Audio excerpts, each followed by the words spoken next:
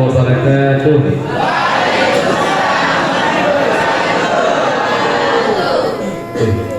Luar biasa ya. Baru kali ini saya dengar tawaban salam yang begitu semangat.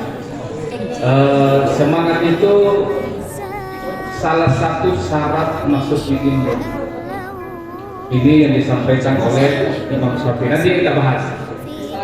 Alhamdulillah, alladzi 'allama bil qalam, 'allama al-insana ma lam ya'lam. Asyhadu an la ilaha illallah wahdahu la syarika lah wa asyhadu anna Muhammadan 'abduhu wa rasuluh. Allahumma shalli wa sallim ala man istafa Muhammad ibn Abdillah wa ala alihi wa sahbihi wa mawala amma ba'd. Bapak, Ibu guru, terlebih khusus Ibu Umi Upasra. Oh ya, Bapak Ibu pembina yang saya hormati, tentunya adik-adik semua yang saya cintai, tapi cintai tanda kutip ya, jangan minta lebih. Saya sudah punya istri, sudah punya anak juga, ya. Malah istri saya 4.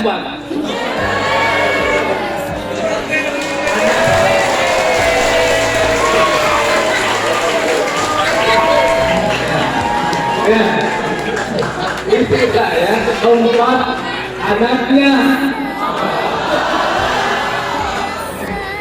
Ya, ya. Jadi luar biasa ini, saya betul-betul ini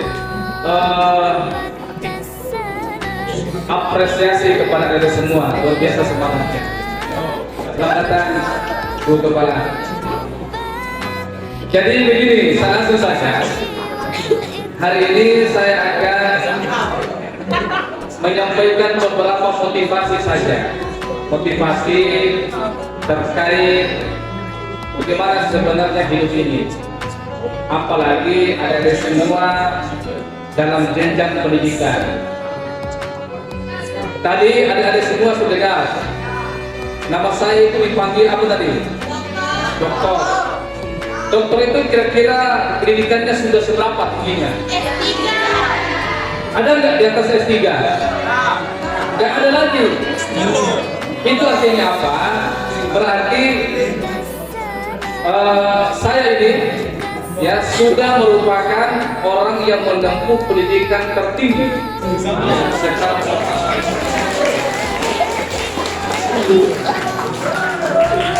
ya. Kalau dilihat wajahnya biasa-biasa aja ya, tidak ganteng gitu kan ya, tapi alhamdulillah istrinya cantik. Ini kan pegang ilmu ya. Jadi gini, ada yang disampaikan oleh Imam Syafi'i. Kenal Imam Syafi'i? Ya, harus kenal dong. Itu adalah salah satu imam dari 4 mazhab. Makanya disebut dengan Syafi'iyah. Kalau orang-orang yang mengikuti mazhab itu adalah Syafi'iyah. Apa yang disampaikan oleh Imam Syafi'i kepada murid-muridnya, bahkan untuk kita semua hari ini, bagi orang-orang yang menuntut ilmu, dia pernah katakan, "Akhi, lan tanala al-ilma illa bisittah, sa'umbika an tafsirika bi bayanin." Ada yang tahu saya ini? Nggak tahu? Kalau saya dulu waktu di pondok, kebetulan saya dulu pondok di Makassar 6 tahun. Tamat SD langsung berangkat ke Makassar. Bahkan sebelum tamat SD, ya, sebelum tamat SD itu saya sudah berangkat ke Makassar, masuk kelas 5 di sana. Tetapi selesaikan tamatnya untuk aplikasinya itu kembali di sini di Bima, yaitu di Sape tempatnya. Jadi saya orang Sape ya orang Sape. Nah, apa yang dikatakan oleh Imam Syafi'i? Akhi, saudara-saudaraku, murid-muridku, lan tanalal ilma illa bisittah. Kalian tidak akan pernah mendapatkan ilmu tanda kutip ya, bukan sekedar pengetahuan. Kalau hari ini pengetahuan gampang bro, tinggal ambil Google, ketik hai Google, ya kasih tahu dong, ya hadisnya ini, hadisnya itu, ada semua di Google. Itu mungkin hanyalah sekedar pengetahuan, tetapi bukanlah ilmu. Lalu apa perbedaannya ilmu dengan pengetahuan? Ya beda lah, namanya saja beda. Satu ilmu, satu pengetahuan. Ya, ilmu secara garis besarnya adalah memberikan manfaat kepada kita, dan ketika kita membutuhkan itu bisa menunjukkan arah yang benar kepada kita. Itu kalau dikatakan ilmu. Ya. Lalu bagaimana misalnya ada orang Pak punya ilmu tapi justru digunakan untuk kejahatan? Nah itulah yang disebut dengan ilmu yang tidak bermanfaat. Makanya kita itu diajarkan bagaimana kita agar selalu berdoa. Allahumma ya Allahumma inna nas'aluka ilman. Luar biasa. Ternyata 99 orang hafal hadis ini ya, atau doa ini ya. Tapi saya belum yakin kalau doa ini diamalkan. Nah makanya jangan ya. Oke. Dia katakan bahwa ilmu itu tidak akan bisa tertancap di dalam sanubari kita, di dalam hati kita, di dalam perilaku kita, manakala tidak kita lakukan 6 hal atau dengan syaratnya 6 hal. Nah pada kesempatan ini insya Allah saya akan menyampaikan 2 saja. Sebab kalau saya sampaikan 6 itu bisa sampai siang, dan jadilah kegiatan-kegiatan yang lain ya. Yang pertama, apa syaratnya untuk mendapatkan ilmu? Tentunya adalah apa? Apa? Oke. Dalam bahasa dikatakan zakaun, artinya dibutuhkan kecerdasan. Loh, kan memang harus butuh kecerdasan Pak. Nah, tapi tunggu dulu. Kecerdasan itu bukan berarti pintar.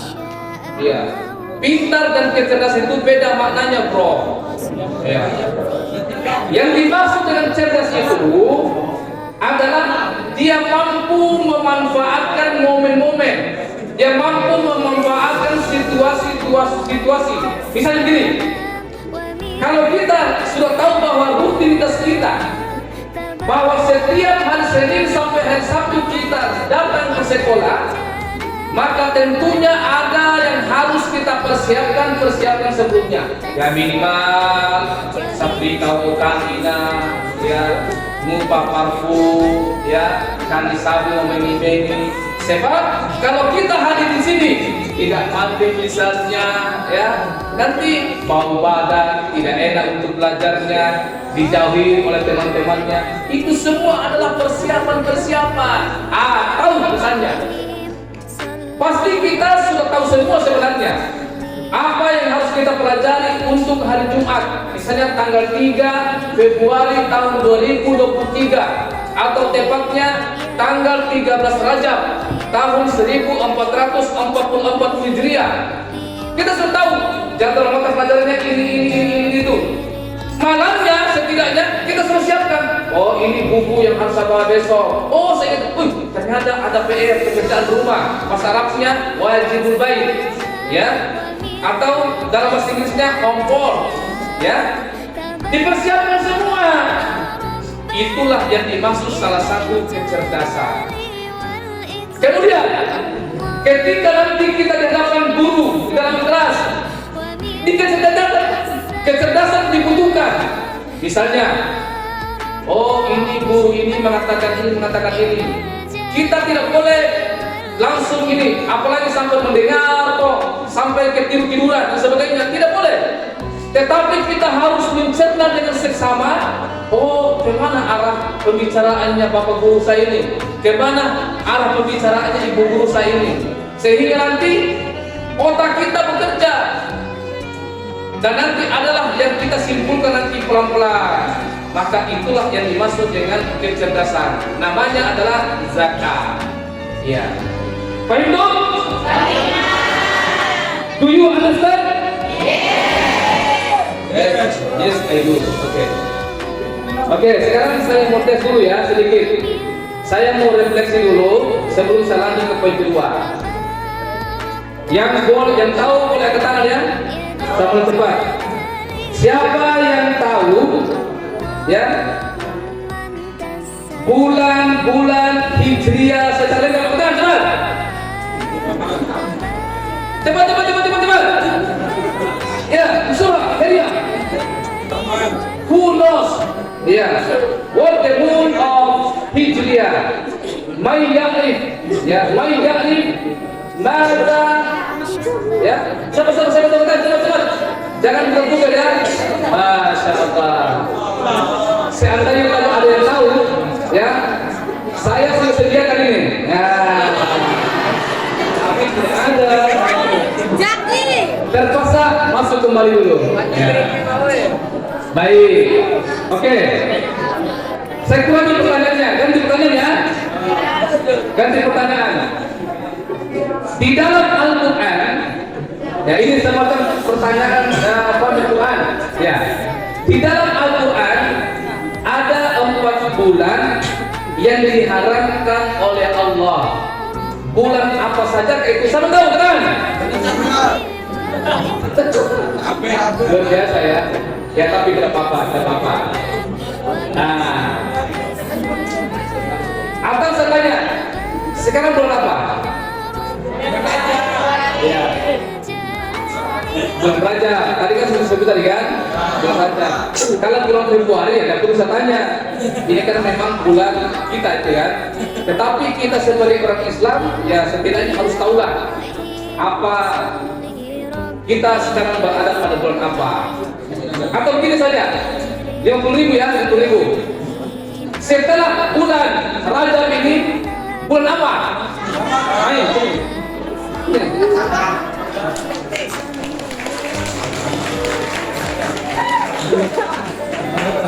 Oke, bulan apa? Nama itu. Coba perkenalkan diri pakai bahasa Arab atau bahasa Inggris? Inggris saja ya. Oh itu ada. Good morning. My name is Cinta Mutera Segera. You can call me Cinta. I was saying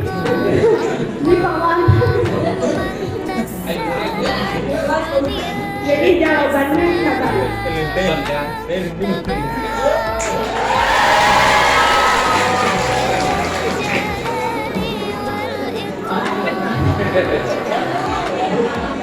Ya.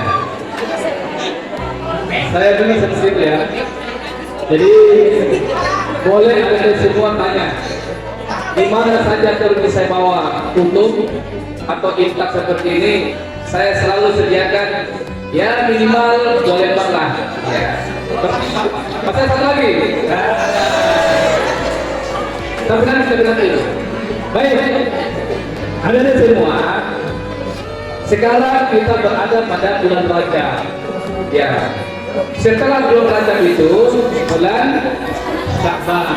Setelah Sya'ban apa? Luar biasa. Nah, Ramadan itu bulan keberapa sih? Iya, bulan ke-9. Oke, maaf, belum ya. Belum dapat uangnya ya. Jadi, betul. Rajab itu adalah berarti bulan 7. Nah, ada 4 bulan yang dimana Allah sudah tetapkan bahwa bulan itu adalah merupakan bulan haram. Bulan haram maksudnya adalah bulan istimewa. Artinya, ketika kita melakukan amalan-amalan soleh di dalamnya, maka nilai pahalanya itu digandakan. Nah, tetapi sebaliknya, kalau kita melakukan kemaksiatan, maka dilipat gandakan juga dosanya. Iya. Makanya ada semua. Sekarang ini kita berada di bulan Rajab, ya kita perbanyaklah membaca Al-Quran, perbanyak membaca buku-buku agama, perbanyak. Ada nggak yang sini konsisten puasa Senin Kamis? Ada. Coba angkat tangan, coba tangan. Nah, sini, sini. Kamu sini.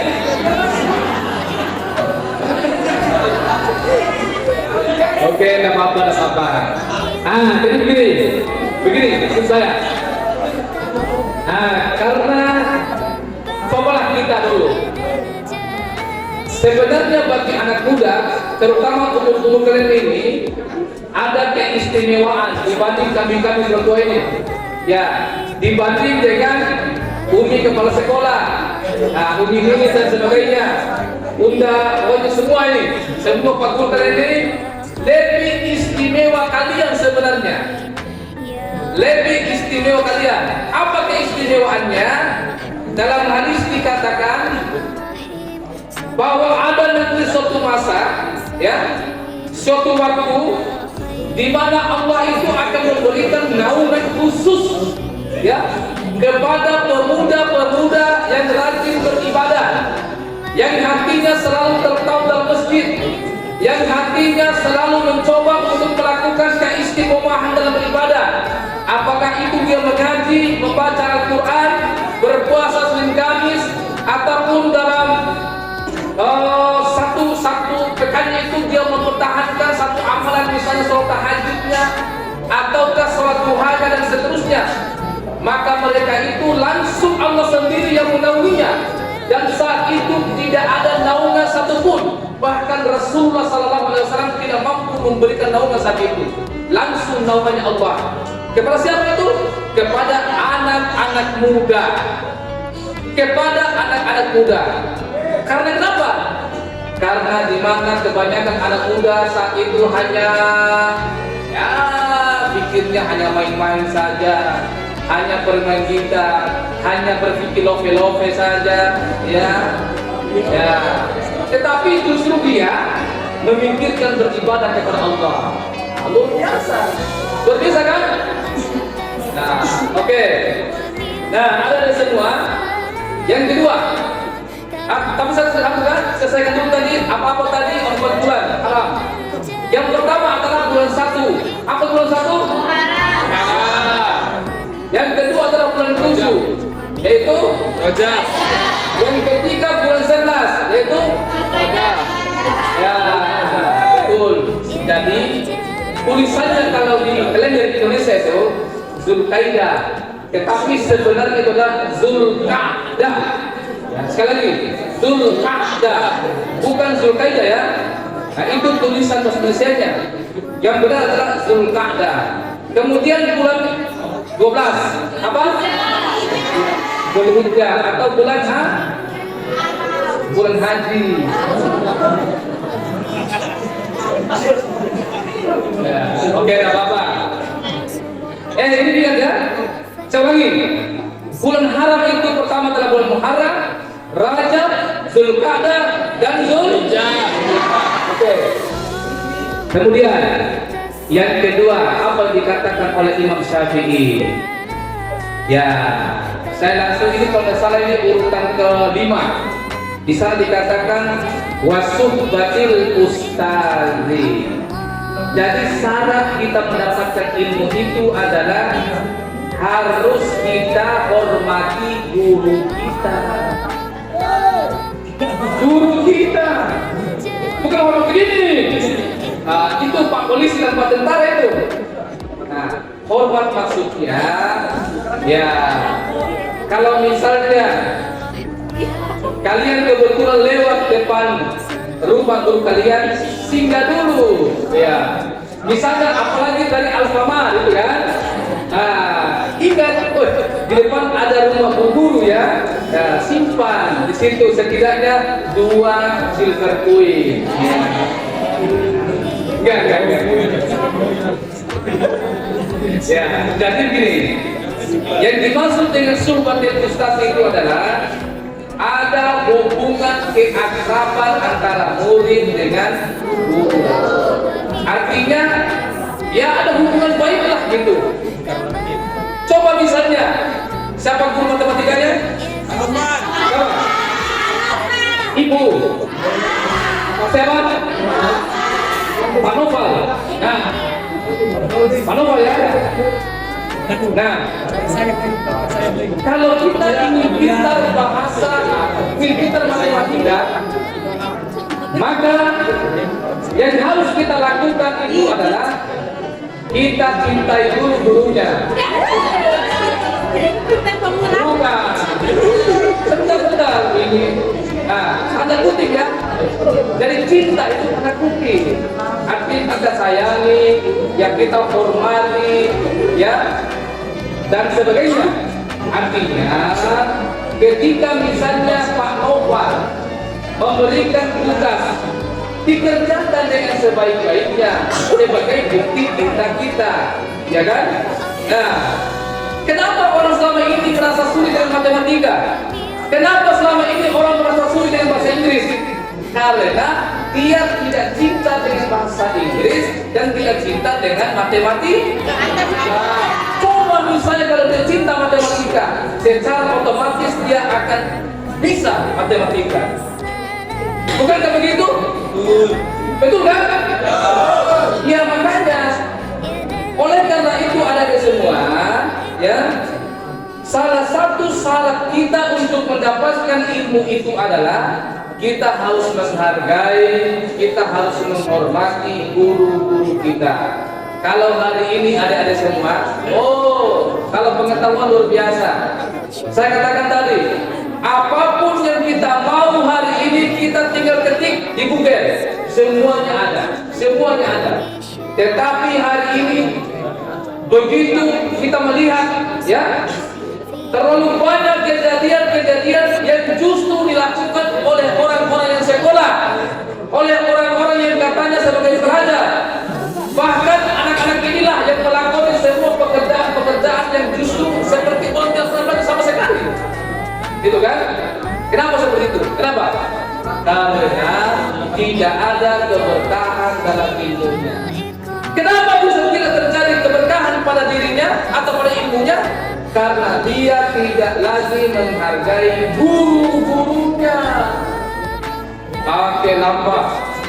Halo Pak. Pak. Tahu maksud itu? Tahu. Dan kalau orang oleh guru, ya kan? Itu kan sudah adabnya begitu rendah, ya kan? Nah, oleh karena itu nanti ada semua ini bukan tidak dasar ya. Kalau nanti setiap masuk kelas ambil tangan gurunya, ibu gurunya, bapak gurunya, cium. Bagaimana cara cium? Bukan di sini. Ini cium ini enggak? Bukan dicium ini. Ini namanya ini bukan di sini. Cium itu begini. Ya. Kenapa harus seperti ini? Karena nanti supaya darah guru kita itu mengalir ke kita. Ya.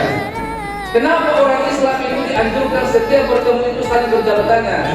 Karena kalau saling berjabat tangan, maka aliran darah di antara keduanya itu saling mengalir. Darah saya mengalir kepada saudara saya, demikian juga sebaliknya. Kalau seorang muslim dan muslim yang lain tidak pernah melakukan jabat tangan, maka tidak akan pernah terjadi keakraban di antara mereka. Makanya ketika guru dengan anak-anaknya, muridnya, anak siswanya dianjurkan untuk saling berjabat tangan, untuk saling mencium tangan gurunya, supaya aliran darah itu mengalir kepada murid-muridnya sehingga terjadilah keakraban. Ya, baik itu. Oke, ada semua. Jadi itu ya. Nah, agar kalian memiliki ilmu yang berkah, kata kuncinya adalah hormati guru kalian, hargai guru kalian, cintai guru kalian. Bisa kita melihat banyak kasus ketika ada anak-anak ataupun siswa ataupun pelajar tidak lagi peduli, tidak lagi menghargai guru-gurunya, maka mestikan kamu sampaikan tolong enggak, tolong enggak, pasti dia melihat. Ya, kenapa? Karena ketika dia sudah kurang ajar lagi kepada guru-gurunya. Makanya ada semua hari ini saya titip pesan kepada kalian. Juga ini merupakan pernyataan Imam Syafi'i yang 9 tahunnya sudah menghafal Al-Quran. Umur 15 tahun dia sudah mampu memberikan fatwa. Ya, karena kenapa? salah satu yang dilakukan adalah begitu dia menghargai dan menghormati guru-gurunya. Imam Syafi'i punya guru namanya Imam Malik, luar biasa. Dia pernah lihat di rumah Imam Syafi'i, ya Imam Malik, apa yang dilakukan? Dia sediakan sebuah kebutuhannya. Makanya dulu kami, tapi saya tahu kalau dari semua, kami dulu kalau mau pergi mengaji, ya mau pergi mengaji, nah apa yang kami lakukan? Padahal guru itu kami sudah siapkan sudah full. Kemudian ya termasuk makanan-makanannya kami sudah siapkan semua. Karena kenapa? Karena guru-guru sebenarnya itu jangan lagi disuruh untuk bekerja mereka. Mereka jangan lagi disuruh untuk bekerja, tetapi mereka cukuplah mereka itu untuk mengajarkan kita. Tetapi sekarang tidak. Wati simbe, wati silam rajin dua kita tapi menahan, ya kan? Ya, tapi seperti itulah kondisinya ada semua. Oke, itu yang kedua ya. Nah, sekarang saya mau tanya lagi. Masa satu lembar? Oh ya, sudah. Oke. Apa ya? Ada semua kan biasa sholat maghrib kan? Ya. Berapa rakaat?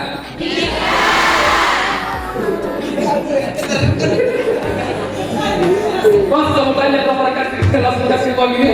Kasih imam lah. Iya. Dulu, sebetulnya ada 2000 lalu. Oke.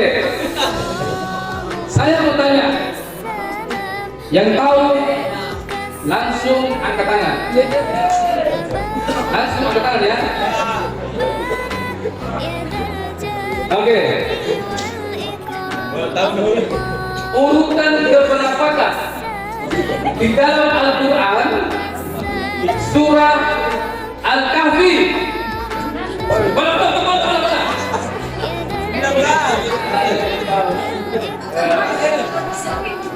Sabar.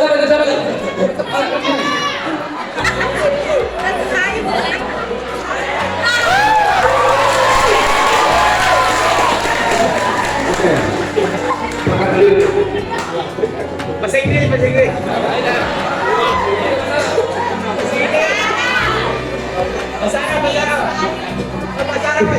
Perkenalkan, nama saya Muhammad Sohaib, beda dipanggil Sohaib. Kelas 12/3. Siapanya? 19.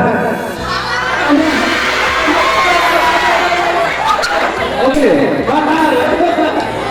Ya.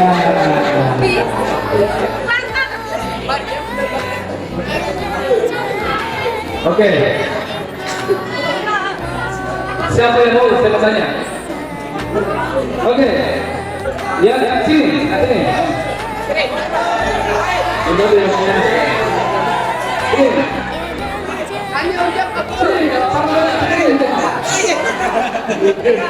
Atau begini saja. Oke, siap. Nah, perhatikan soalnya. Ya. Oke, kita sendiri.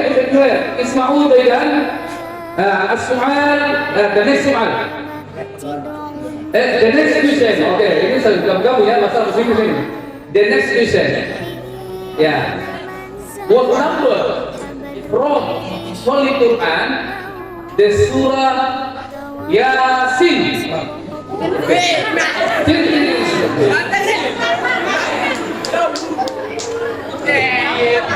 Okay. Introduce yourself. Bismillahirrahmanirrahim. Assalamualaikum warahmatullahi wabarakatuh.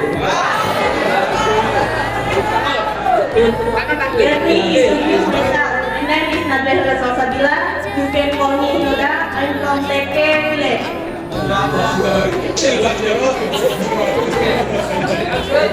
Jawabannya adalah surah ke-36. Apa benar?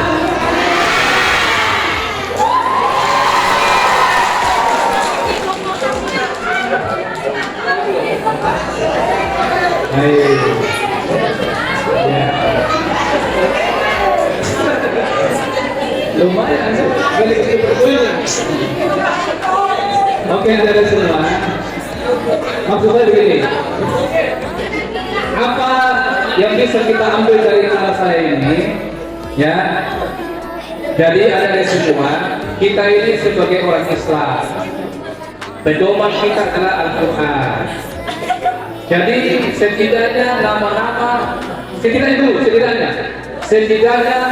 nama-nama surat dalam Al-Quran itu kita sudah hafal beserta urutan-urutannya, supaya nanti datang suatu tempat disuruh ngaji. Nah, tolong bukakan dulu surat An-Nahl.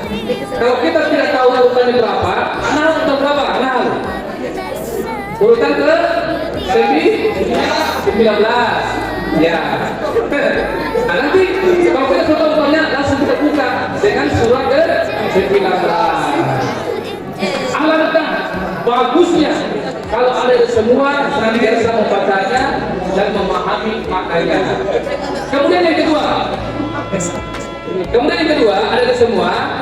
Nah, tadi saya ya kadang menggunakan bahasa Arab, kadang juga menggunakan bahasa. Nah, ini motivasi bagi semua. Ini dua bahasa sangat penting dalam hidup kalian. Kata guru saya dulu, kalau kalian ingin menguasai dunia, maka kuasailah bahasa Inggris. Kalau kalian ingin menguasai akhirat, maka kuasailah bahasa Arab. Makanya dua-duanya harus kita kuasai. Tapi setidaknya bahasa Inggris lah. Ini Pak, saya tidak bisa bahasa Inggris. Bagaimana caranya? Ada caranya. Di sini ada guru bahasa Inggris. Kenapa guru bahasa Inggrisnya? Berapa orang? 4 orang guru bahasa Inggris. Manfaatkan itu, guys. Manfaatkan itu. Jangan disia-siakan. Kalau perlu, kalian bikin kelas meeting. Ada kelompok-kelompok, misalnya kelompok cara jual, ya itu buat sering kan, ya.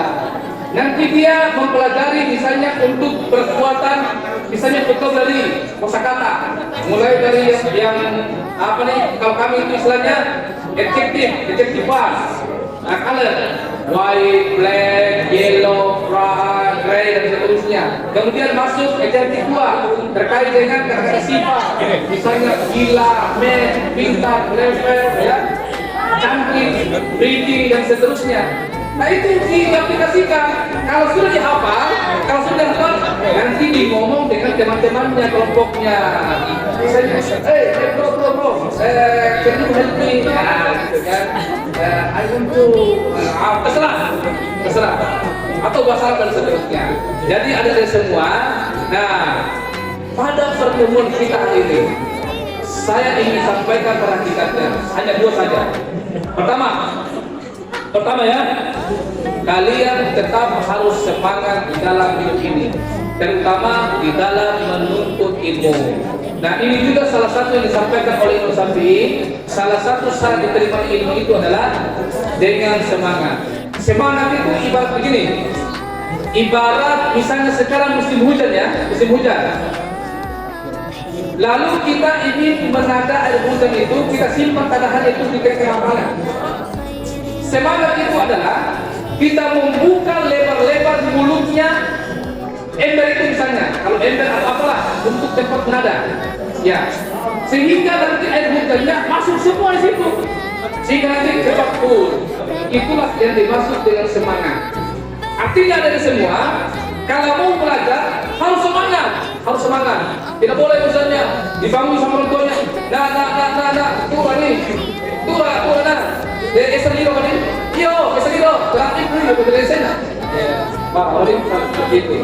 Ada pun seperti itu. Dikasih bangun sama orang tuanya, anaknya esagiro dah. Ada orang tua nih. Kau sampai mana? Dari esagiro terakhir dari siapa?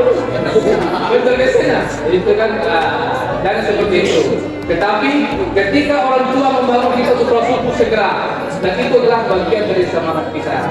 Ada dari semua, ya mungkin ini dulu yang bisa saya sampaikan. Insyaallah kalau ada sesi tanya jawab, boleh ya. Oke, saya kembalikan dulu kepada MC kita. Assalamualaikum warahmatullahi wabarakatuh.